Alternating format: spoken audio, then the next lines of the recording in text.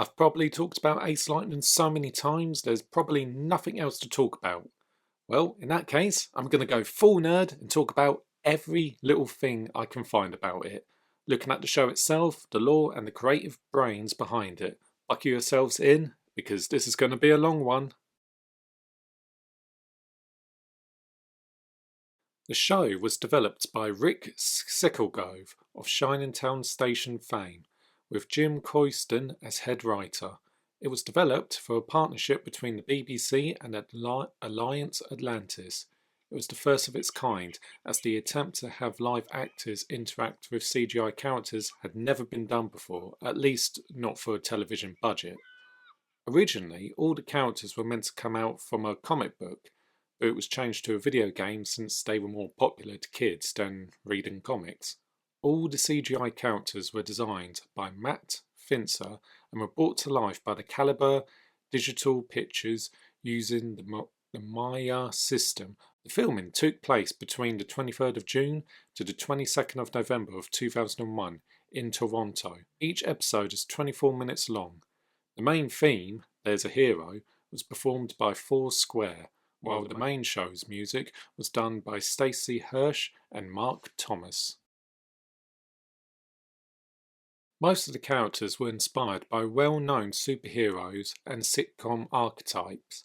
Ace himself was based on Superman and Marvel's Thor, while Mark Hollander was based on Peter Parker, an ordinary teenager with a superhero double life.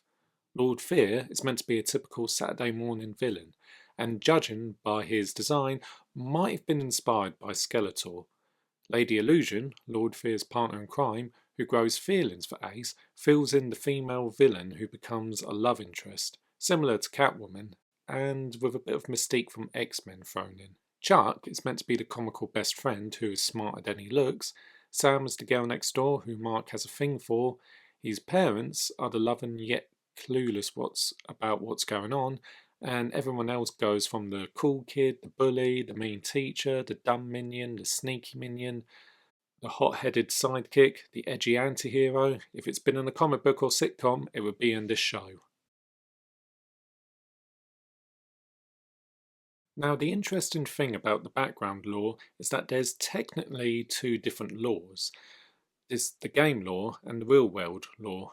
The game characters originally came from a video game called AceLightning and the Carnival of Doom, which was developed by Rick Hummel, a programmer who managed to develop a program that could bring game characters to life. While technology like that would have been groundbreaking for its time, he got laughed at, and wanting revenge, hid the program in one copy of the game. This copy ended up in the hands of Mark, who had just moved to America from England. I won't go into that just yet because that's the main story. Instead, let's look at the background story for the sixth dimension, which is the world the game characters live in. Which, judging by the characters, is meant to be a weird medieval type land with a cyberpunk aesthetic. Many years ago, a mysterious being known as Zor created a powerful amulet that could give one the power to control the sixth dimension and teleport to other dimensions. This amulet is protected by a group of superheroes known as the Lightning Knights, who swore an oath to do right and fear not. One day, the evil Lord Fear attempted to steal the amulet, but after a battle with Ace that resulted in the amulet being shattered, he is crippled, and him and his minions are locked in the dimension prison. However, Lady Illusion managed to free them, and they stole the amulet pieces. This leads Ace into the Carnival of Doom, where he tries to find the pieces. Just as he gets to the last piece, the main plot begins. The first season begins with Mark Hollander playing AceLightning and the Carnival of Doom. Once he reaches level 7, lightning strikes his house, causing the characters and the amulet from the game to come to life.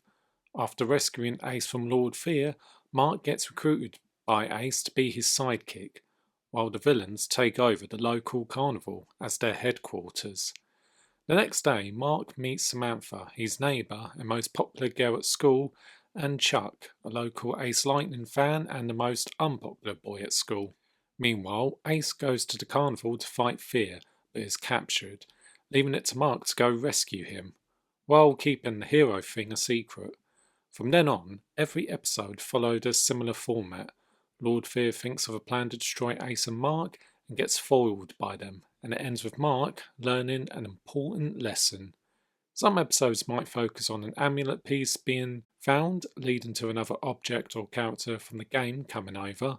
The most notable ones being Googler, a jester-type monster, Sparks, another lightning knight, and Random Virus, a cyborg who is both a hero and a villain. Some episodes might have Samantha trying to find out what Mark is hiding, Chuck getting into a comical mishap, Mark struggling to balance his social life with his hero's duties, and the science teacher Mr. Chesper getting caught up in the battle between the game characters.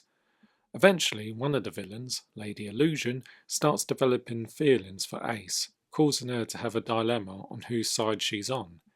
This is meant to show that the more the characters stay in the real world, the more they break from their programming and start acting more human. Unfortunately, this really only applied to her, as a good part of Season 1 followed that simple formula, which resulted in certain episodes feeling repetitive.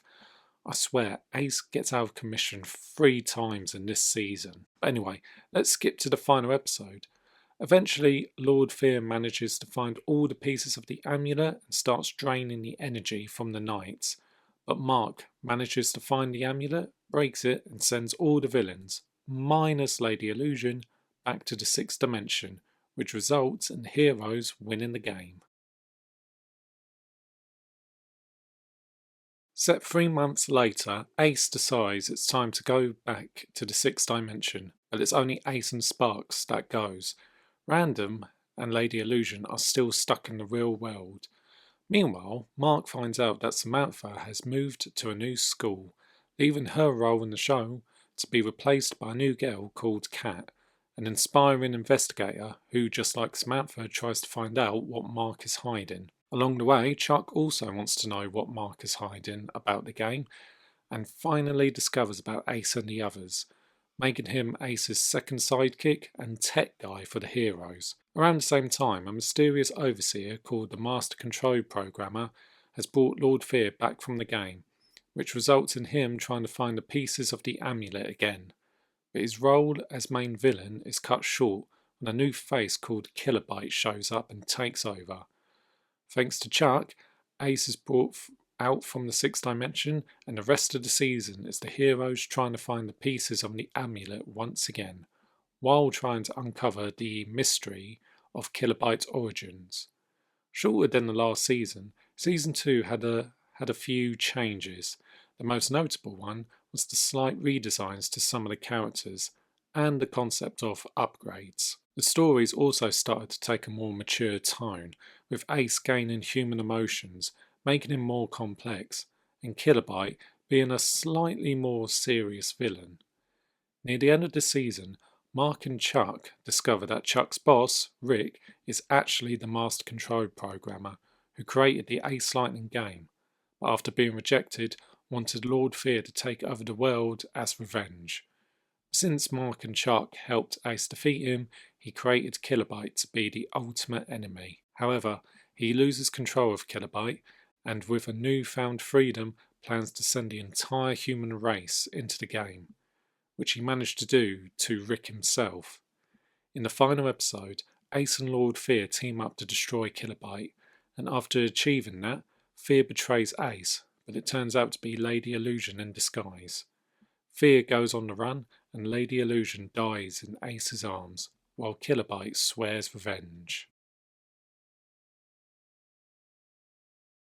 Despite that cliffhanger, the show was cancelled due to a mixture of low ratings, the poor sales of merchandise, and the sudden change of children's programming being more educational, leaving Season 3 to be left on the cutting room floor.